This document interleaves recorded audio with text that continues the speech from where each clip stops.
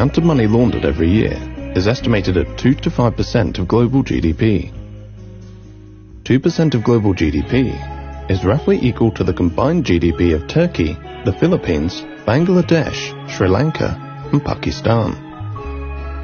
Over $500 billion flows out of developing countries each year. Much of this money flows into Western economies via complex offshore structures.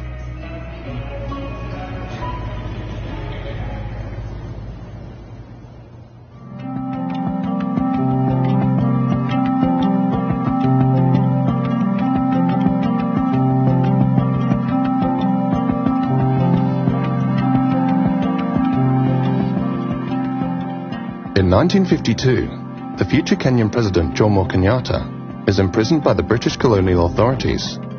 He becomes a symbol of Kenya's struggle for independence. Jomo Kenyatta is viewed as Kenya's father of independence, so to speak. He used to go by the name Johnston Kamau. He used to be a water meter reader in the colonial government's municipal council. He was also fairly well spoken. I believe that's part of the reason why he was selected from amongst the political intelligentsia at the time. Upon his release from detention, the near-penniless Kenyatta becomes a close friend of the last British governor of Kenya, Malcolm MacDonald. In 1963, Kenyatta is elected as the first Prime Minister and later President of independent Kenya, while Malcolm MacDonald becomes the British High Commissioner. The government and civil service of the new country is comprised primarily of what the British called loyalists. Post-independence, Britain retains a number of military sites in Kenya. Today, Britain trains 6 infantry battalions in Kenya every year. 60 years after independence, the Kenyatta family is one of the wealthiest in Kenya. The Kenyatta family have vast investments in land across the country, right down to the coast, all the way up to the what was called the White Highlands. They own the biggest milk company in Kenya. They own one of Kenya's biggest banks. They have a chain of hotels. They're building a sub-city right now, just right outside the bounds of Nairobi city. There's always been an open question about how Jomo Kenyatta was able to become such a rich person. Just 1 or 2 years after becoming president, his salary at the time doesn't match the kind of wealth that he has. There have been memoirs written by, people from his administration that say that he essentially would, engage in land grabs of very, very prime pieces of land owned by members of the settler community, etc. A declassified CIA report noted that funds provided by foreign governments in order to pay for the redistribution of land from colonial settlers to landless Kenyans had allegedly been used by the Kenyattas and their associates to buy land for themselves.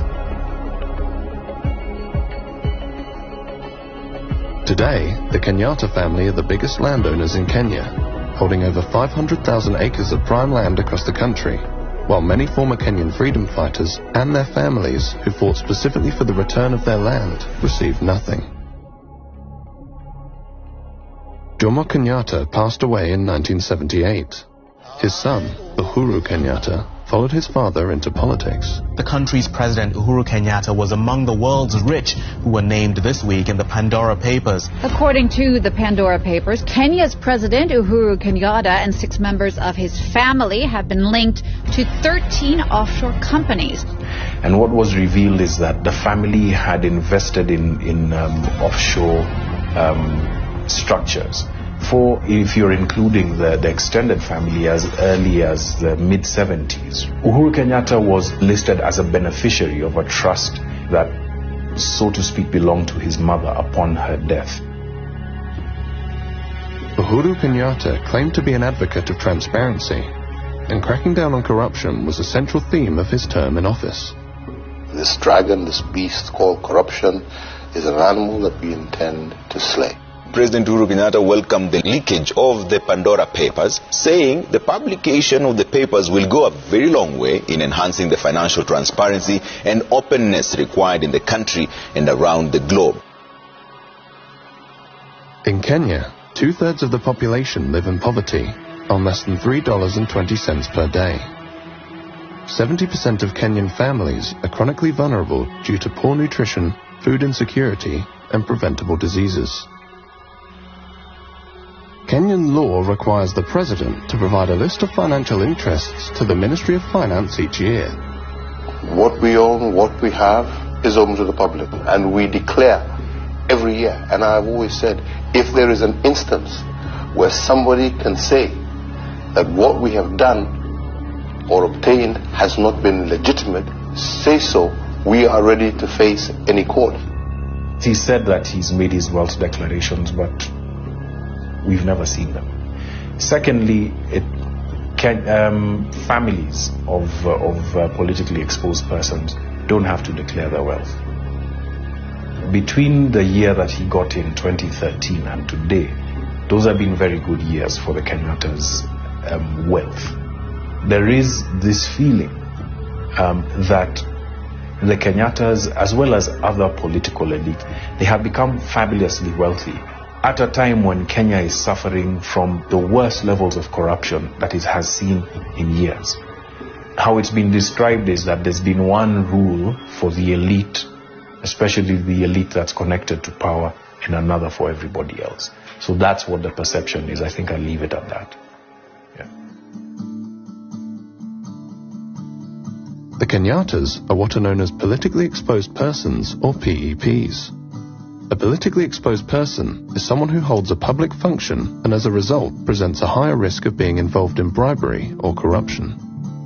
Politically exposed persons, in theory, have access or potential access to public funds within particular countries, and our investigations have come up with lots of evidence that unfortunately there are PEPs who have been stealing public funds and moving it into places like the UK, either to hide it, to clean it, or to spend it. So PEPs are incredibly significant when it comes to the money laundering picture. And that's why professionals in the regulated sector, in the private sector, are supposed to do enhanced due diligence whenever they have a client who is a politically exposed person. Unfortunately, there are multiple cases that we have found where that clearly hasn't happened. I could think of one, former political official who was accused of embezzling a lot of money. This was splashed all over the internet. Within the 5 years following that, this person was able to open several UK bank accounts, took out a few mortgages on UK houses, opened a UK company. Can you share who that person was? Because of slap suits in the UK, which I'm sure you're really aware of. We're very aware of them, unfortunately. I have to literally libel check everything I say, learn it like a script, and then say it, so I can't. Even if that is already in the public domain? Yeah. It's a big issue. Journalists like yourselves, NGOs like us, are often targeted by very expensive lawyers in London, unfortunately, who take on dubious clients and basically pursue NGOs, pursue journalists for daring to mention the corrupt dealings of these people.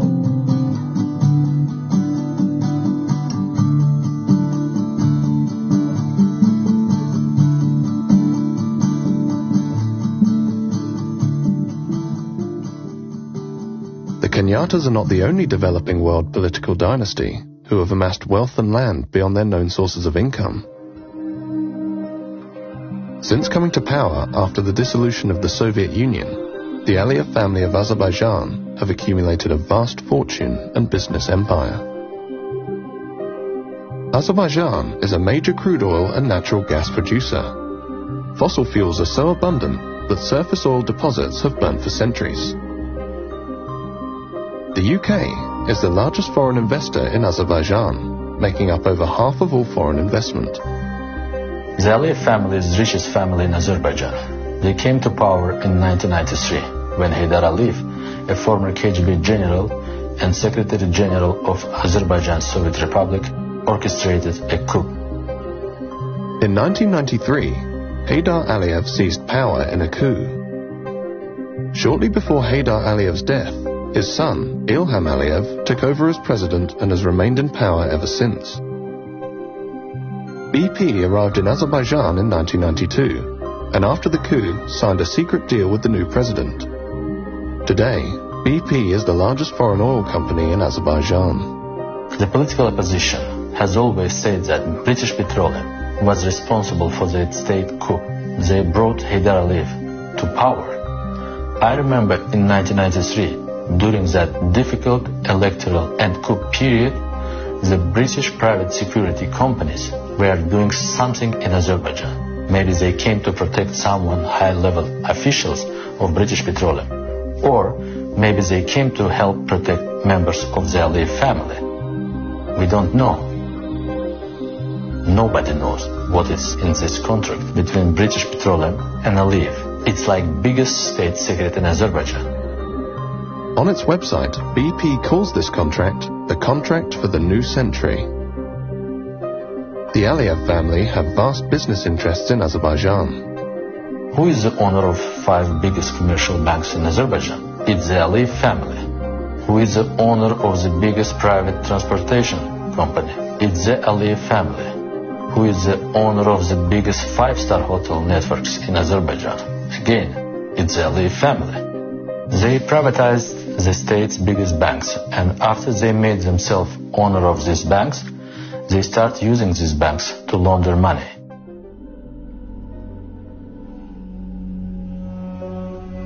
Heads of state and other major figures have deposited vast assets offshore. It's according to a review of nearly 12 million files from around the world. It's the latest report by the International Consortium of Investigative Journalists.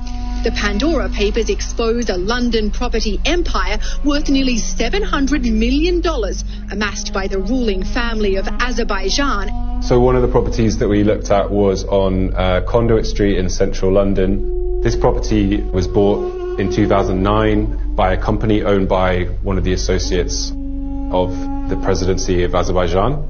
And then this property was basically sold shortly after that to the daughter, who was 19 at the time, Arzu Aliyeva, and eventually it was sold to the Crown Estate, which is, owned by Queen Elizabeth II.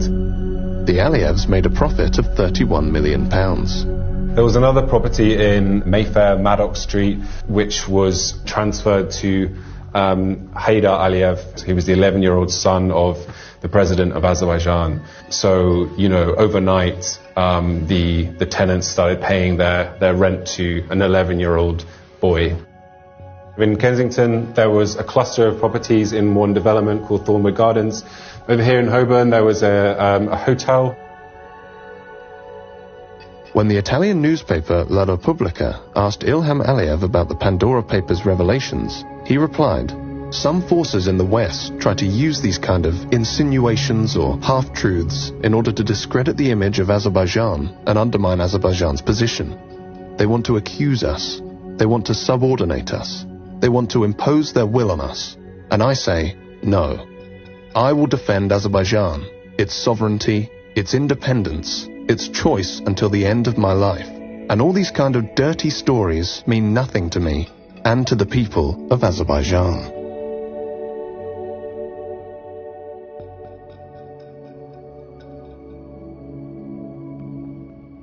In the Pandora Papers, we saw dozens of politicians and world leaders, current and former world leaders, with wealth offshore. Offshore service providers are supposed to conduct enhanced due diligence and really scrutinize the sources of wealth of the politically connected people that they provide services to.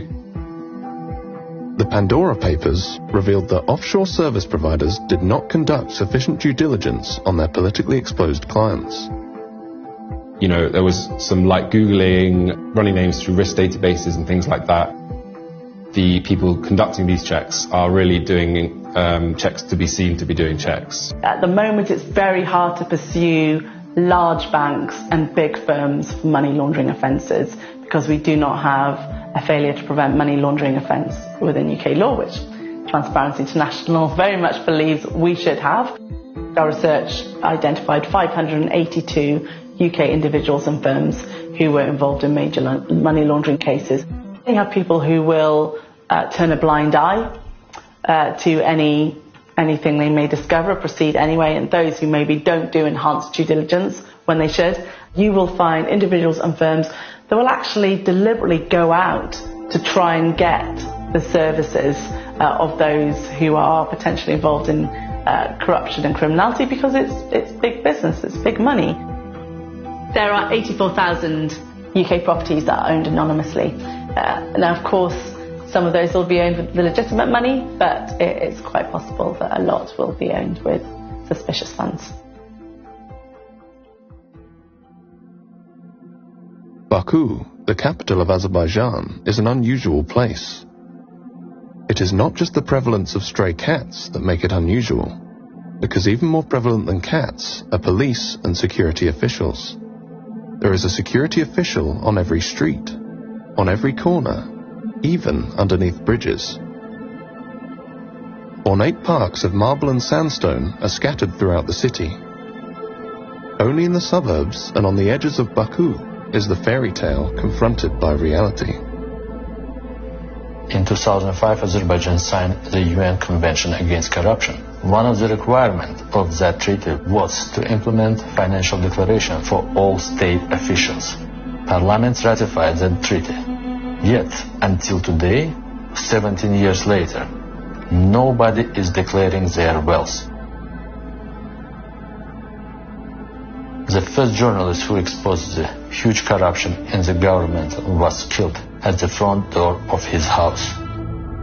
After that, we saw that all journalists who spoke about stolen assets, they have a problem. They are put in jail. Their lives become extremely difficult. They are prosecuted, they are blackmailed with private family issues.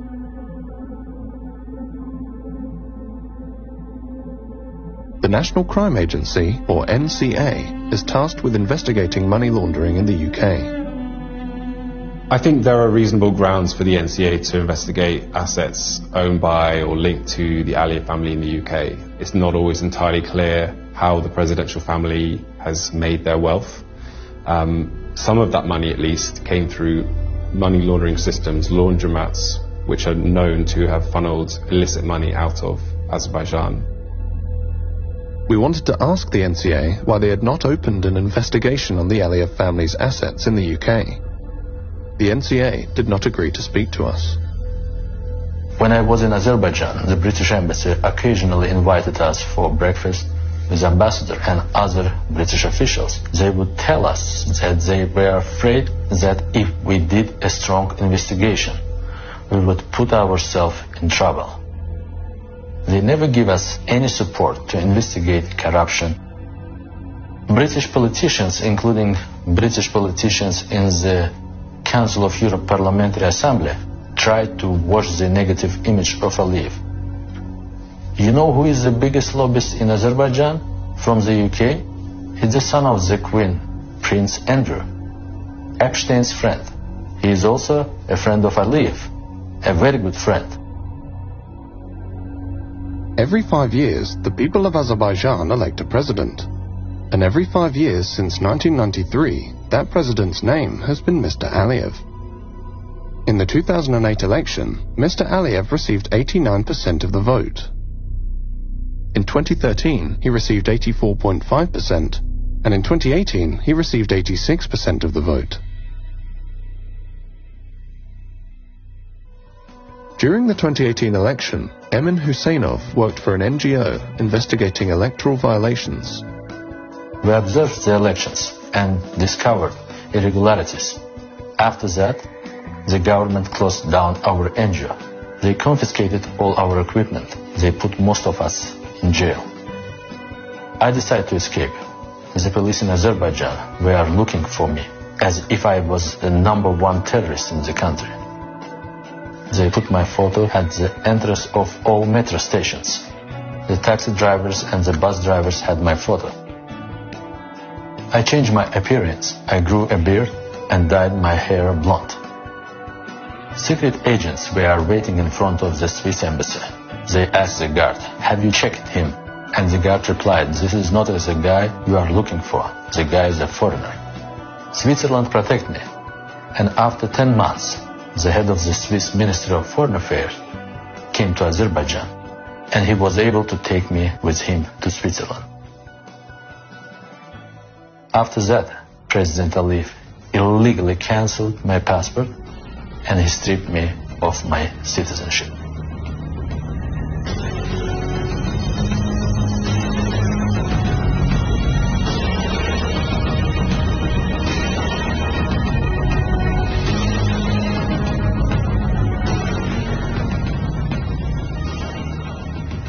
The Aliyev family's love of London property and use of offshore financial secrecy to hide their wealth is mirrored by another political dynasty of the developing world, the Sharifs of Pakistan.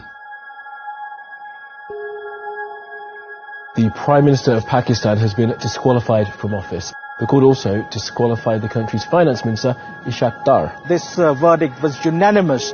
All the 5 judges declared that Prime Minister Nawaz Sharif is not an honest and sagacious person, and hence he should be disqualified. Nawaz Sharif is the 3 times elected Prime Minister of Pakistan. During his premiership in the 90s, Nawaz Sharif privatized many state-owned industries. The privatization policies which were initiated by Mr. Nawaz Sharif during his stints as Prime Minister during the 90s, that is the start of corruption, where a lot of state holdings, they were portrayed as if they are making losses, and then they were handed out to different political backers of Nawaz Sharif, his friends and his business associates. The government of Nawaz Sharif then passed a law that the tax authorities in Pakistan could not question the origin of money that entered Pakistan from abroad. One thing which we need to remember, and this is very, very important. When you're in the power, you can make laws according to your will. You can actually manipulate the system. You can bribe the people. You can get cuts from wherever you want. And this is what the Sharifs has been doing, and this is what they've been accused over the years. It's a close-knit family affair. In the case of Hudaybiyah paper mill, once you look at the directors and shareholders, it's only the entire Sharif family, the immediate blood relations, and a few cousins who are also mentioned as directors. To look at the shareholding of Ramzan sugar mill, that gives you an idea that it is run by Chief Executive Officer Mr. Hamza Shehbaz Sharif. Shehbaz Sharif is a younger brother of Nawaz Sharif. He was the leader of the Punjab Assembly while his brother was Prime Minister. He is accused of laundering tens of millions of dollars through the Ramzan sugar mill, a company owned by the Sharif family. Accounts were opened in the name of these low-level, low-wage employees who do not come into the tax net. Money used to be deposited in those accounts, and finally they used to land in the accounts of either Mr. Hamza Shehbaz Sharif, Mr. Sulaiman Shehbaz Sharif, or Mr. Shehbaz Sharif himself. In fact, these files which you see here, it gives the names, it gives the banking documents, the challans, everything which is mentioned in these, all the banking record, the names of the low-wage employees. Here is one example. Look at it. Mr. Masroor Anwar, he is depositing this in the name of Mr. Shehbaz Sharif. This is 1.6 million rupees. This was deposited in Habib Bank of Pakistan on 27th April 2017 when Shehbaz Sharif was the Chief Minister. This is another deposit, 13th May 2016, in the name of Mia Muhammad Shehbaz Sharif, an amount of 6,52,451 rupees deposited in an account by Mr. Masroor Anwar. 1 crore and 90 lakh rupees being deposited in the account of Mr. Shehbaz Sharif by Masroor Anwar. Now, you might ask, who is Masroor Anwar? Masroor Anwar, according to this investigation by the Federal Investigation Agency, was a low-level employee of Sharif family. Your own family member is the finance minister, and your other brother is the prime minister, so then entire banking chain was there to facilitate them. And I was talking to one of the sources in the investigation because once they investigated the bankers as to how it was happening under their nose and why they didn't stop all these activities, they said that people used to come with gunmen into the banks, and one of the female investigators said she was crying a banking official that what we could have done. The bank managers, they used to get a call from top executives in the bank. The banks themselves were part of this nexus of covering up the corruption of the Sharif family. The so-called Panama Papers contain allegations of money laundering and tax evasion. Involving world leaders and where some of them are accused of hiding their money in many cases in an effort to avoid taxes. It was a surprise for the people in Pakistan because it came out internationally. It had much more credibility because previously over the years the Sharif family had been using the ruse that all these allegations against them are politically motivated. Sharif's 3 children are named in the Panama Papers. His family owns properties in London through offshore accounts. Sharif's daughter denies owning the London properties. Documents from her allegedly date back to 2006 and show she is a trustee of the properties, not an owner. But those documents are written in a font called Calibri, which was not commercially available until 2007. If you look at 1992 and 93, this is a very important time. Mariam assets grew 21 times. And there's no justification for that. In a single year, you are not a business owner. There's no business under your name, but 21 times your assets are going up. In 1992, Mariam Nawaz turned 19 years old. After the Panama Papers revelations, Pakistan's investigative agencies probed the financial affairs of the Sharif family. The joint investigation team basically found out that Mr. Nawaz Sharif could not justify the assets he had made from known sources of income. That was one of the main charges. The matter was sent for criminal prosecution. In criminal prosecution, there was a trial which went on for almost a year. And in that trial, not even a single answer came from Mr. Sharif about the origin of his wealth or the explanation of those 4 Avonfield flats in London. Where is the money trail? That they have never been able to prove. The Sharif family is believed to be one of the wealthiest in Pakistan, but the origin of their wealth remains a mystery. The flat that you're living in at the moment in Mayfair was actually named in the Pakistani paper, The News, last year as one of 4 which was illegally bought by your father through various Swiss and offshore companies. Why don't people who are actually blaming us for that go to the courts and prove it? But do you know who owns the flat that you're living in? Well, that is not the question right now. Why not? But it's the question I'm asking you. Do you know who owns the flat? Well, it's on a rent. I'm living on a rent basis which comes from every quarter from Pakistan. You're renting it personally, or the money comes from Pakistan? The money comes from Pakistan. I'm just like any other student living with his parents. I doesn't necessarily have to know about what the facts and who owns the flat and who pays for the rents and who pays for my living. The family deserve all this. It is not my fault that I was born in a rich family, in a wealthy family. My grandfather earned that with a hard work, sheer hard work. When you ask them that where you got this money from, they will start telling you the story of their late grandfather. At the time of independence, we came from India, we have businesses. Seriously speaking, there's no business in the world which has no money trail. If you look at their tax filings, it doesn't come out as a big industrial family. The Sharifs never featured in that rich families of Pakistan. But now if you make a list of the richest families in Pakistan, then definitely Sharifs would feature in the top 10, maybe in the top 5, because exact amount of their holdings as to how much is hidden in Luxembourg, in UK, in UAE, in Saudi Arabia, what is in different bank accounts in the United States, that is not known. Whether it is $4 billion or $5 billion, that is not known. In December 2018, as a result of the Panama Papers revelations, Nawaz Sharif and his daughter are sentenced to 7 years on corruption charges. Nawaz Sharif is granted bail for medical treatment in London and refuses to return to Pakistan. From London, Nawaz Sharif claims his downfall is a conspiracy by the Pakistani military.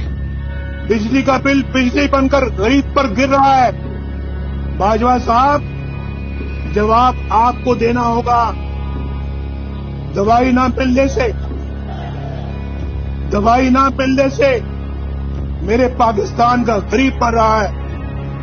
Bajwa साहब, जवाब आपको देना होगा। गरीब की रोटी 10 रुपए की हो गई है। बाजवा साहब, जवाब आपको देना होगा।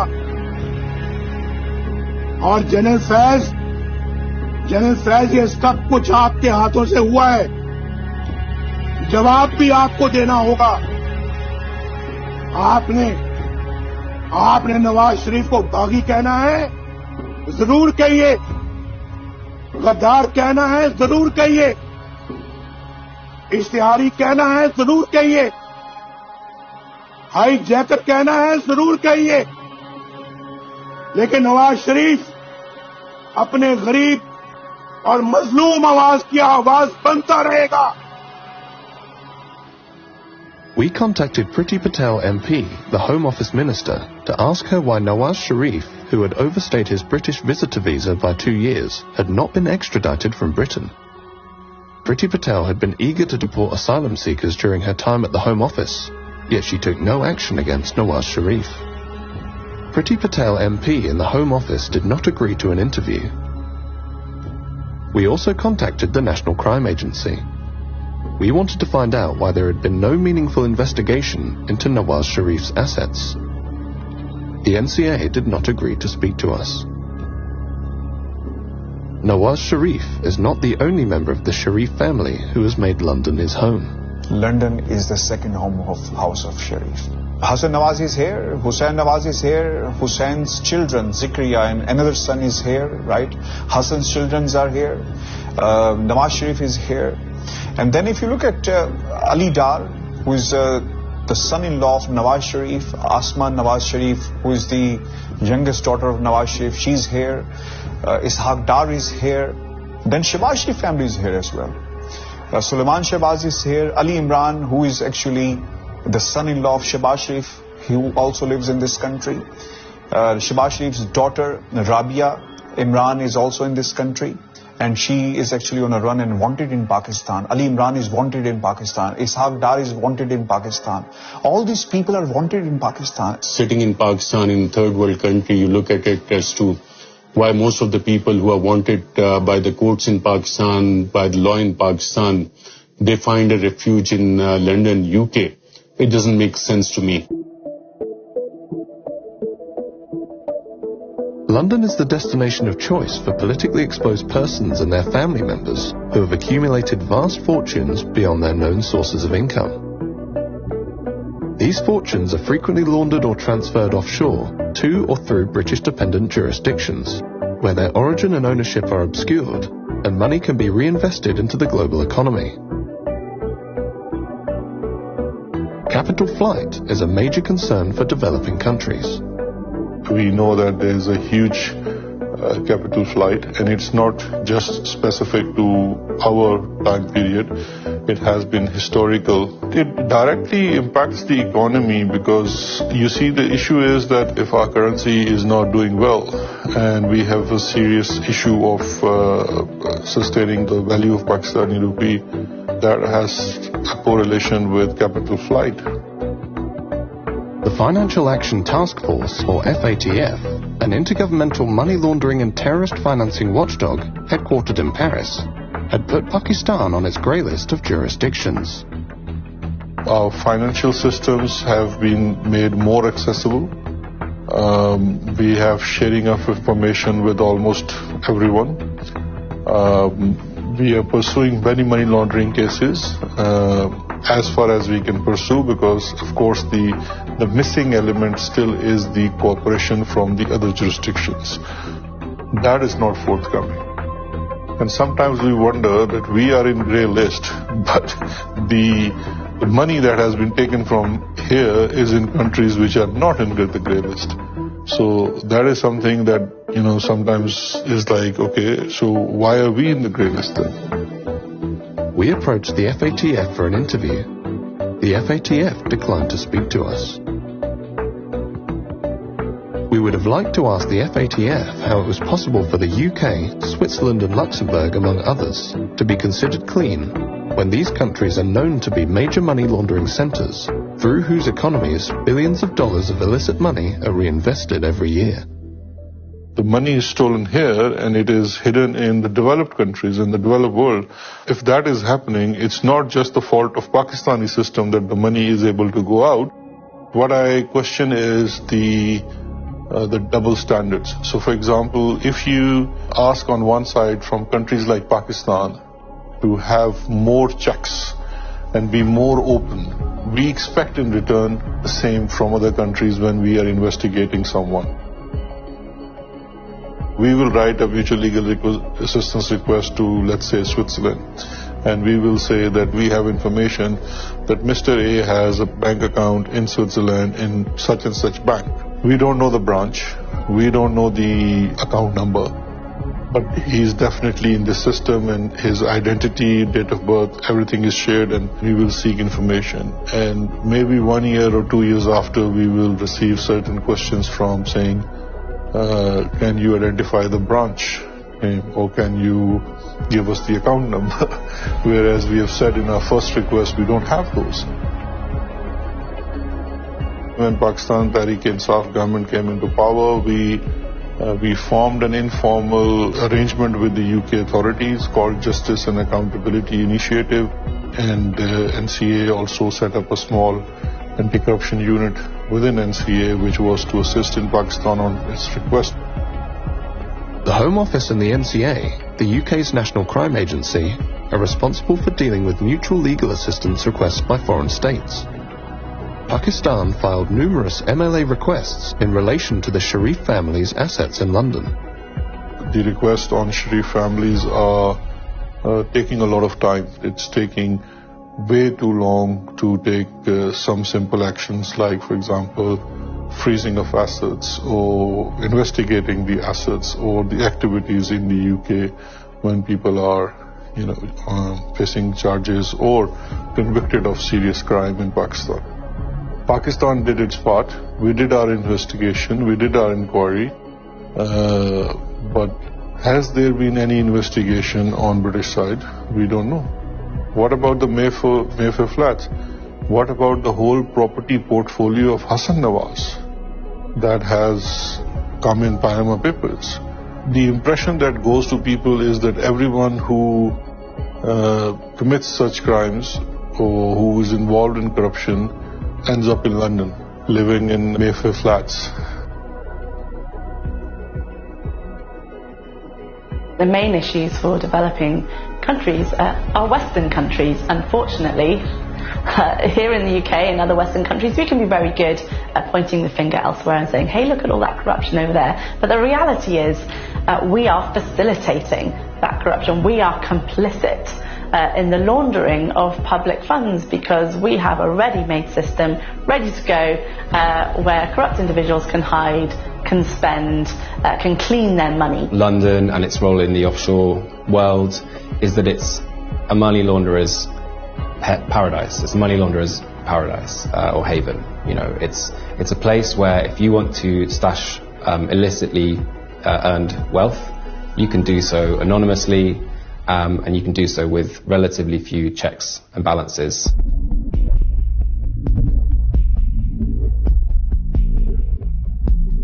The Russian President Vladimir Putin has launched a major military operation against Ukraine. Thousands of troops, backed by tanks and missile fire, have crossed the border into Ukraine on every front. Ukrainian President Volodymyr Zelensky called on all of its citizens who were ready to defend the country from Russian forces to come forward, saying Kyiv would issue weapons to everyone who wants them. We've already put in place the largest package of sanctions in our history. Today, the White House announced new sanctions against members of the Russian elite. Tying Russian oligarchs directly to assets is proving very difficult because they are all masters of using shell companies and relatives to hide their true ownership. For those who wish to hide their money, British dependent territories such as the Cayman Islands, Jersey, and the British Virgin Islands are the destination of choice. In the past, Britain has claimed that these jurisdictions are independent and it cannot dictate their laws. I listened to the Foreign Secretary correctly detail the importance of avoiding sanctions leakage, and she was asked twice in this statement about British overseas territories. I detected a reluctance to go into detail on that. I've been very clear that we will absolutely be including overseas territories in all of these measures we're taking. We contacted the Foreign Office because we wanted to ask them if they would now take similar action against illicit money from other countries. The Foreign Office declined to be interviewed for this documentary. In order to help it seize Russian assets, the UK passed the Economic Crime Act. The aim of the Act is to help law enforcement identify and seize illicit money in the UK. The recent Economic Crime Act basically passed into law that any trusts that are involved in the ownership network of a property now have to declare the beneficial ownership to HMRC. However, that trust register is not public, so we're not entirely sure what information is even on it, whether that information is verified or how effective it is. Overseas trusts that own UK property will also have to register, under law will have to register there. I don't know how much that will be enforced in practice. It's hard to say. It's not really clear how exactly that's going to be implemented, and so for example, if we look at the register of persons with significant control over UK companies, a lot of people complied with that. A lot of companies complied with that, but a lot didn't. They declared what appeared to be potentially nominees. Now, the UK government has promised to reform Companies House. At the moment, Companies House is not empowered to check and verify the information that is submitted to it. It's quite possible to write down, like I said, Mickey Mouse or Donald Duck, not the real beneficial owner, and no one's really going to check that information. So when we look at setting up something similar for the property register, we're likely to encounter the same kind of problems. How many of them are actually going to comply? And if they do, how do we know that that's the real beneficiary who owns that? How do we verify that? It's not hard to see why UK companies have become a vehicle of choice for corrupt actors, for money launderers to use to move and hide their wealth, because the enforcement is weak. We wanted to speak to the NCA about what they felt would help them tackle the issue of money laundering in the UK. The NCA did not agree to speak to us. The NCA is a department of the British Home Office. We were interested to find out if the NCA felt it could act outside of the ministry it forms a part of, or whether its prosecutions were directed by the interests of the government, rather than in the interests of the prosecution of crime. In February 2022, The Guardian newspaper reported that the former Conservative minister, Lord Foulkes, who attempted to introduce a public register of overseas property owners in 2017 and 2018, was approached by civil servants from 4 government departments who told him to drop the public register of overseas property owners. Lord Foulkes told the newspaper that it is a real irony that our reputation for protecting the rule of law is one of the things that attracts people who have very little regard for the rule of law themselves and come from countries which ignore it almost altogether. We approached the FATF, the National Crime Agency, the Foreign Office, John Glenn MP, the Economic Secretary to the Treasury, and Priti Patel MP in charge of the Home Office. None of these individuals and organizations agreed to take part in this documentary. But when we contacted Imran Khan, the then Prime Minister of Pakistan, Imran Khan agreed to our request for an interview. Hello, Michael. Nice to meet you. How are you? Very well, thank you. And you? Good. So you're not going to be in the gallery? No, we'll be out. So what is this? Sort of like a documentary? Yes. Or is it a question and answer? It's a documentary about individuals who've become very wealthy by being at the centre of power and currently have a lot of wealth in London, especially in property. Corruption is not just an issue for Pakistan. It is an issue for all the poor countries. In fact, I've come to this conclusion that countries poor only because of corruption, and corruption of the elite. It's the corruption of the powerful that destroys a country, not the corruption of the weak. When I, as a Prime Minister, if I want to make money from my country, steal money and then send it abroad, I can only do it if I weaken the state institutions that would check my corruption. So the institutions get corrupt, and they get weaker, and they cannot stand in front of the powerful.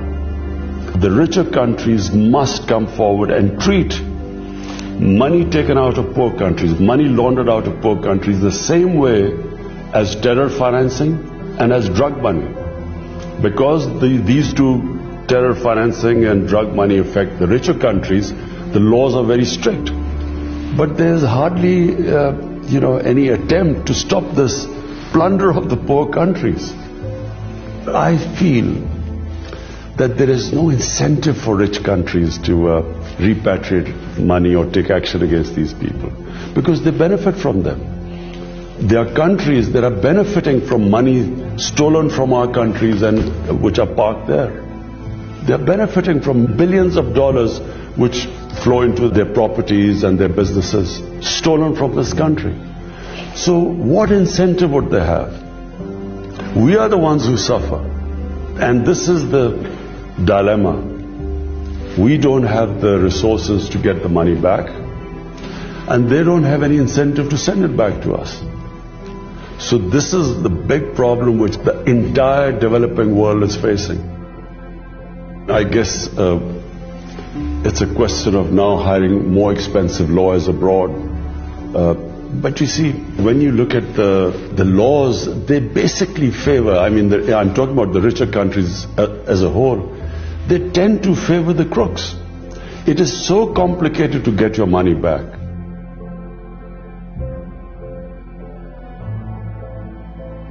Imran Khan has raised this issue in almost every forum that the rich countries must take care of poor countries, and the care involves that the looted money that is now invested in the rich countries must be returned to the original countries. In Panama Papers, the properties of Sharifs are categorically mentioned, and all these properties are in the heart of London. And everyone, including the British government, knows that these properties are actually bought from laundered money. I think international politics play a big role here. So some countries, they say that what is ours and what is yours is also ours. So this is the case with British government right now. The United Kingdom, that the United States increasingly, that various other territories in the West are not only refusing to dismantle or make more open and accountable these kinds of systems, but are actively supporting territories that allow for the inflow of illicit financial wealth. And the world needs to be able to wake up to something like this. They'll shout about the Jeff Bezos and Elon Musks and Apples and all sorts of things, but they're eerily silent about the wealth that's being taken out and invested because it helps their countries. That's not right. We become victims twice, where when we are asking for our wealth to be returned, it becomes so difficult for us to have that happen. The Congolese still don't have the wealth from Mobutu Sese Seko's reign returned. The Nigerians still don't have wealth from Sani Abacha and many other people returned. I'd say the same probably of the Dos Santos regime. Countries that actively build these systems, actively finance these systems and protect them, don't do enough to be able to make them more open and accountable. That's just not right. Offshore leaks have revealed time and time again that politically exposed persons use secrecy jurisdictions to hide their wealth, launder their wealth, and reinvest that wealth back into the global economy. A large part of the international financial system and many of the major financial secrecy jurisdictions are controlled and regulated by Western interests.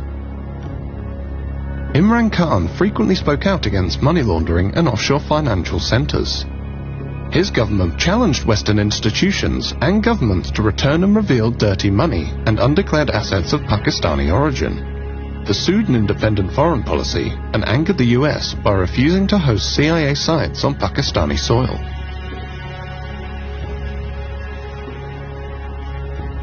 On the 7th of March 2022, the Pakistani ambassador to the US reported in a classified communique that Donald Lu, a senior State Department official, had informed him that Pakistan-US relations could improve only if Imran Khan was removed from power. Khan actually accused the US of being behind a conspiracy to get him ousted from power. The Prime Minister of Pakistan accused the US of working with the opposition to remove him from power. There is absolutely no truth to that allegation. We are not going to let propaganda, misinformation, and disinformation, lies, get in the way of any bilateral relationship we have, including with the bilateral relationship we have with Pakistan. Prime Minister Imran Khan has been ousted from power. Lawmakers elected the opposition leader Shehbaz Sharif as the country's new prime minister. A new dawn has started. A new day is coming. Allah has answered the prayers of millions. When Shehbaz Sharif, the brother of Nawaz Sharif, was appointed Prime Minister on Monday the 11th of April, the Guardian newspaper wrote, "He is known as a diligent administrator with such a great love of poetry that he often opens official meetings with recitals of famous revolutionary Urdu poets. His first words to Parliament were, 'One must set himself free from all bounds of desires.'" Imran Khan claimed he had been removed by a foreign-backed conspiracy. The US Embassy was calling members of my party backbenchers who were not happy, and they were the first ones who then jumped ship. And they were the ones who then offered $1 million each to buy my other members of parliament who actually jumped ship later on. And then Donald Lu's conversation with the ambassador, the next day the no confidence motion is tabled in the assembly. What do you think? You have made some significant allegations there. When it's not will allegations. You show we me have hard this evidence. Why would I want to blame the US if I did not have hard evidence? This was an official message with note takers given to our ambassador, message received by me, by our president, given to the Chief Justice of Pakistan. This is real. Not only was a democratically elected government removed through a conspiracy, we have been replaced by a bunch of criminals. 60% of the cabinet which is sitting right now is on bail. The Prime Minister was about to be sentenced in a corruption cases of billions of rupees, and his son. The Sharif doctrine is that you buy different people in all the important positions of power, whether it's in the media, you have your sympathetic journalists who continue to argue for you that the country can only be saved by the wisdom of the Sharif family. The generals, when they retired, they are also accommodated. The judges, once they are retired, they are also accommodated. The journalists, they are also given government position, and they willingly take it. So it's the entire Sharif doctrine which gives them this sense that they can even get away with murder in Pakistan. Nawaz Sharif has learned that even though if you are out of power, if you manage to gain time, and if you manage to delay the cases in the courts of law, and once you come back into power, you can manage to get a clean check. So I think this time also the same strategy is being followed by the Sharif family. I think those in power, they think that they can get away with the crimes they have done. And Sharif family has been benefiting from them because of their international friends who have been coming to their rescue to strike the dirty deals.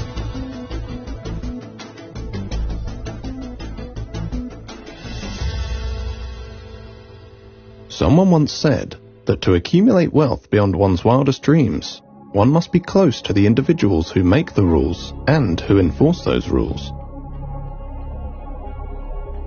When Shehbaz Sharif's coalition government was appointed, one of its first actions was to pass an amendment to restrict the power of the National Accountability Bureau, which had been in charge of investigating white-collar crime by public office holders. The amendment, which was passed in June 2022, was to take effect retrospectively. The amendment stipulated that the courts had to decide on the outcome of a case within 1 year, and stated that if sufficient evidence was not provided at the time of the arrest, the arresting officer could face 5 years in jail for the filing of a false reference. Dr. Muhammad Rizwan, the 47-year-old chief investigator who presided over the investigation against Shahbaz Sharif and his family in the Ramzan sugar mills case, died of a heart attack on the 9th of May 2022. Another investigator on the same case suffered a heart attack and remains in critical condition. Malik Masood, through whose accounts prosecutors alleged 3.7 billion Pakistani rupees were laundered to various Sharif family members, had been cooperating with investigators when he too suffered a heart attack and died on the 7th of June 2022. The 49-year-old had been a tea boy at the Ramzan sugar mills, where he drew a salary of approximately $300 per annum for his work at the Sharif family-owned enterprise. According to the Wealth Report, London is the wealth capital of the world, beating New York to the top spot. London is the favoured playground of the world's politically exposed oligarchs and their family members. The Sharif family of Pakistan, the Aliyevs of Azerbaijan, the Kenyatas of Kenya, and many other current and former politically connected families who acquired vast fortunes beyond their known sources of income own billions of pounds of prime London property. London boasts the greatest diversity of international property investors, with people from 45 countries owning properties in London. British-dependent jurisdictions continue to offer financial secrecy and tax evasion services. 84,000 properties in the UK are owned anonymously.